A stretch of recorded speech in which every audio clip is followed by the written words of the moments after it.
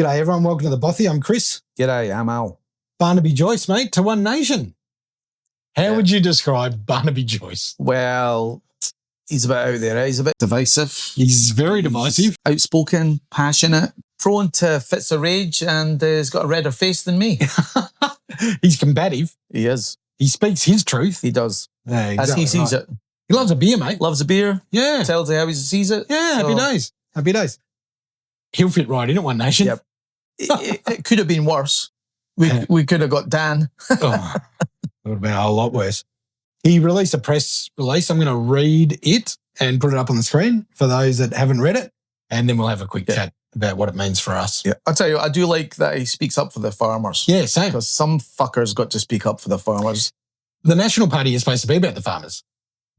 Doesn't feel that. They're all about hanging on like a fucking turd, man. Yeah, under the back of Liberals' ass. Yeah. Okay, this is his press release. There's been no more considered and serious decision than the one I make today to join One Nation. It is premised on two main points.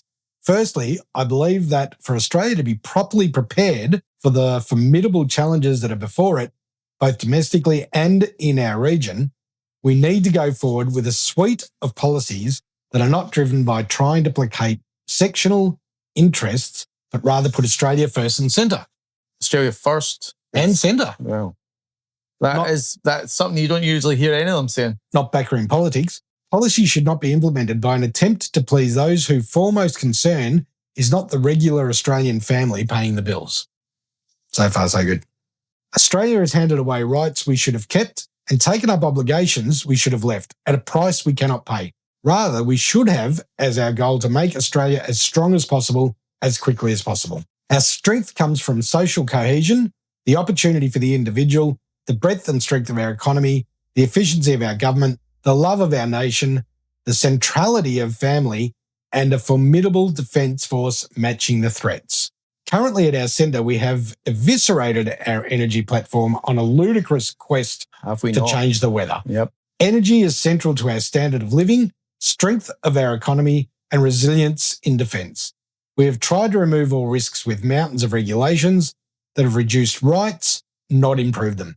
We have borrowed beyond our capacity to repay and left the consequences to our children. We have imposed on the rights of the family in defence to the views of the state. We have increased the population through immigration and, by doing so, removed the capacity for Australians to buy a home, have a family, and increase our population by our own means. We have fallen for the fallacy that you can have divergent objectives within a population, but a common purpose as a nation. In trying to remove our perceived offence to any, we have in part succumbed to being embarrassed by who we are. A nation can have multiple faiths, race and colour, but not multiple cultures. Australia must bind together under an Australian culture with a common goal to prevail in an increasingly uncertain world. If we are weak, there is today the genuine threat that we will lose this incredible blessing which Australia is. Secondly, to give my best endeavours to this task, I was no longer in the effective position to do this. It is unfortunate, but my professional relationship with the Nationals, between myself and the leadership, had become incongruous with me giving my best. In the last 2 months, no one has said to me that this breakdown in the relationship was not the case. I had therefore decided to either resign from Parliament or, if choosing to continue, find a more conducive way to achieve the best outcome in pursuing the tasks that is required to be done. I am firmly of the view, which I have considered over a long period of time, that the best choice before me is to stand for One Nation as a senator for New South Wales. I will let the voters be the ultimate arbiter of that decision. A senator.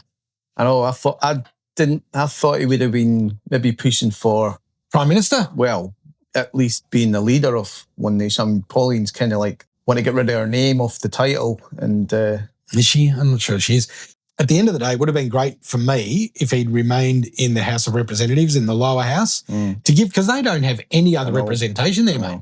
He's the only one. It's interesting, because a few weeks ago when asked whether he's joining One Nation, he said no. Maybe they offered him No, he knew. He didn't want anybody to know. So I had a look today. Can a senator become a Prime Minister in Australia?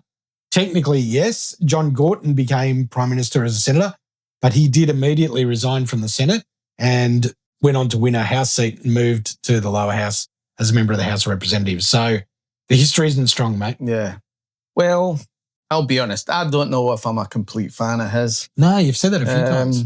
Yeah, he does stick up for the farmers though, mate, and not many people are doing that. And I do like that about him. Yeah, and that's why he's left the Nationals. Yeah. Because they don't anymore. Nah, they've just Yeah, they don't seem to give a fuck about anybody anymore. They're the little child hanging on to Susan Lay's hand, mate. Yep.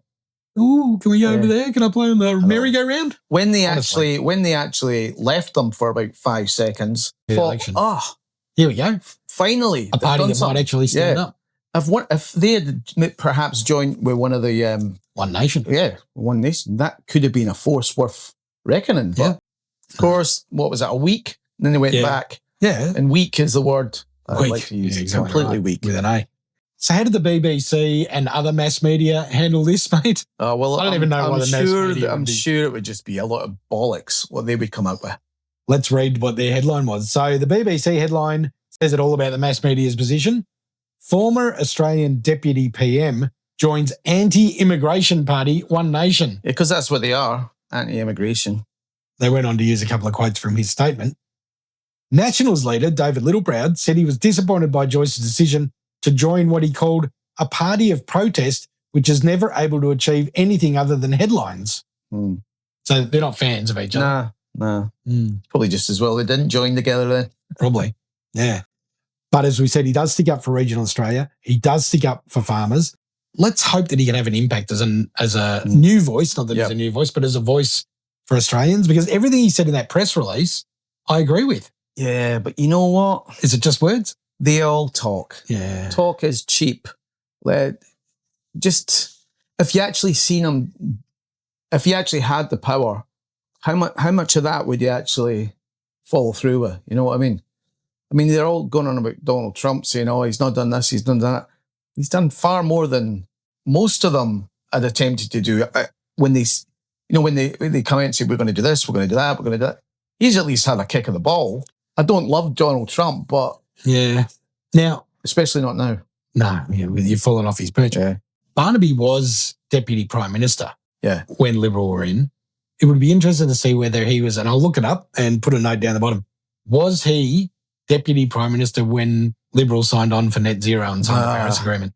I know. Was he? Because if he was there when that happened and said nothing, it's like, is he just going to be another face in the crowd, mate? What we desperately need, mate, is a political party that will shake these lazy politicians out of their lazy recliner and get them up and moving, mate. Because the last 15 years, it's gone to shit. It's not just Labor. Yeah. It's everything about Australia. It's all of them, mate. Yeah. They're just comfortable. Yeah.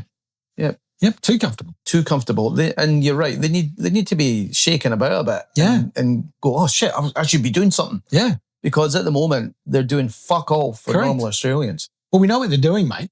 They're ripping us off. They're going to Europe for $30,000 airfares. Yeah.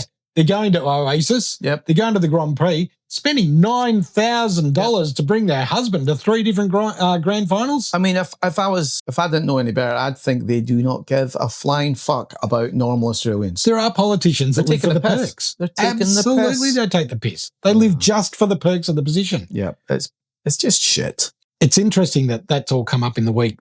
That politician is supposed to be talking about the social media ban.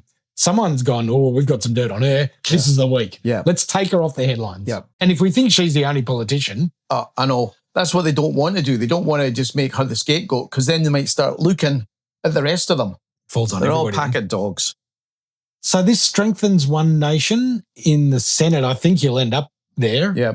I hope in the next 2 years he decides, you know what, I'm not going to go to the Senate. I'll stay in the lower house and try and give us a platform here because I think people would vote for them if they thought they had proper representation in the lower house. He kind of like, love him or hate him, he kind of legitimizes One Nation a little bit, I think, which is good for One Nation. What he does do, they grow their Senate seats, it stops some of these crazy bills from getting through. Or some of these crazy independents. Unless he's taking a nice backhander. I don't think so. Yeah. I hope not. I hope not. We all hope not. Yeah. We've seen too much of that shit. Yeah. Well, supposedly. Exactly. All right, everyone, let us know what you think. Barnaby Joyce to One Nation. Will it help? Will it hinder? Does it make a difference? He's a little bit on the outside of politics, isn't he? He's just a little bit on the edge. At least he brings a bit more rage to them. Yeah, that's it. Yeah. Red-faced. Yeah, I like it. Yeah. All right, good on you guys. Cheers. See you later.